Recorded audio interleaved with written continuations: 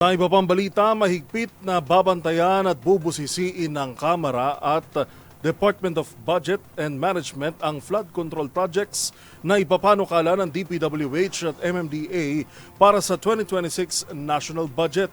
At kabilang sa kanilang dapat ipakita ang maayos na paghahanda, feasibility studies at patunay na bawat rehiyon ay may karampatang mitigation plan. Tinutukan yan ni Milky Regunan. Dapat tukuyin ang paglalagyan ng mga proyekto para sa flood control. Kondisyon ito ng Department of Budget and Management sa Department of Public Works and Highways at Metro Manila Development Authority sa pagsalang ng 2026 budget ng dalawang ahensya. Sa report sa Kongreso ni Budget Secretary Amenah Pangandaman, kanilang pinasisiguro sa DPWH at MMDA na dapat may proper planning at feasibility study.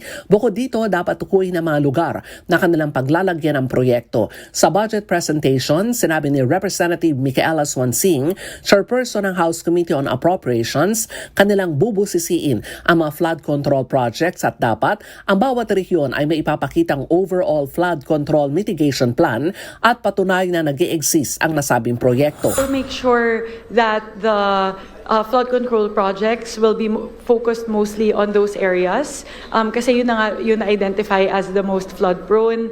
We will also coordinate with the respective RDCs and the respective regions because there should be like an overall flood mitigation plan for the different areas. So those are the things that we're going to look at in terms of the need. Umaabot sa 274.9 billion pesos ang pondong inilaan para sa flood control projects ng gobyerno sa 2026. Sa kabuang halaga, 272.3 billion pesos ang mapupunta sa DPWH para sa kanilang flood management program at 2.5 billion pesos naman ay mapupunta sa MMDA. Matatandaan, binatikos ang milyones na flood control program ng DPWH nang bumaha sa Metro Manila at mga karatig lalawigan noong kasagsagan ng mga bagyo na pinalala ng habagat.